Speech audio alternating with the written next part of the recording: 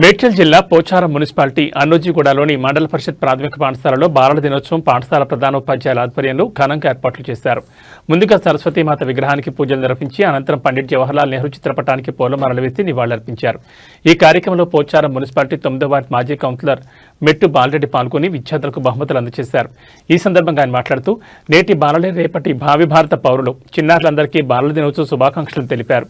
నవభారత్ నిర్మాత, స్వాతంత్ర సమరయోధులు, భారత తొలి ప్రధాని జవహర్లాల్ నెహ్రూ వారి ఆశయాలకు అనుగుణంగా ప్రతి చిన్నారికి కాంతివంతమైన భవిష్యత్తును మనమంతా అందించాలని కోరారు. కార్యక్రమంలో పాఠశాల ప్రధానోపాధ్యాయులు సురేష్, జంగారెడ్డి, ఎం సరిత, నాయకులు బలరాం, విద్యార్థుల తల్లిదండ్రులు, విద్యార్థులు పెద్ద ఎత్తున పాల్గొన్నారు. He was the first Prime Minister of India. Nehru loved children very much, and they call him Chacha Nehru. Schools celebrate this day with fun, games and programs. Teachers give sweets and gifts to students. Thank you. Happy Children's Day to all.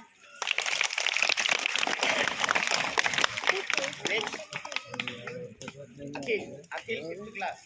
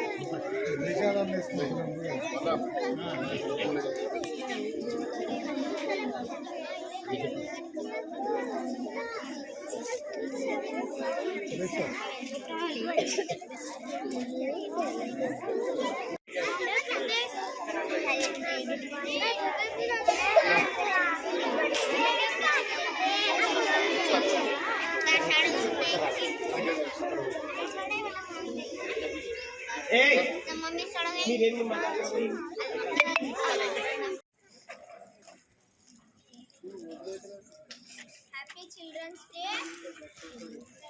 Thank you.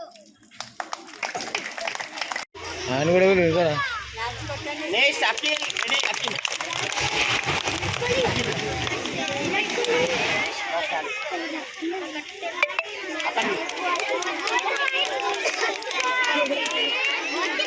Next, will you? Start, Ajay, run.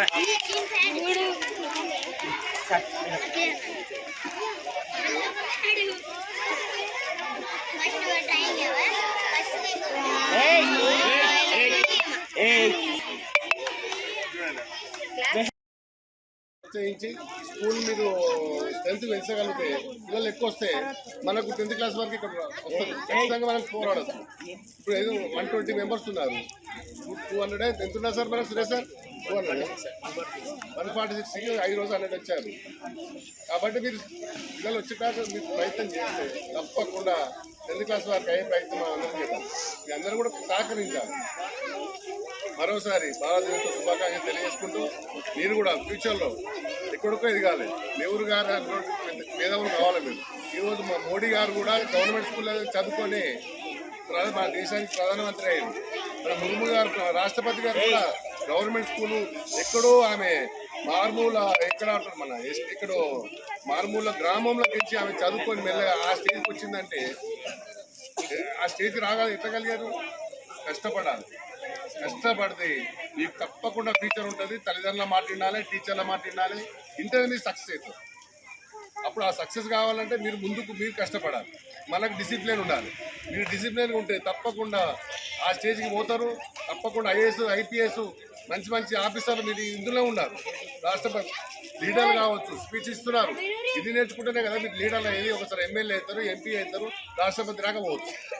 తప్పకుండా మీరు success కావాలని కోరుకుంటూ ఫ్యూచర్లో మరోసారి అభినందిస్తూ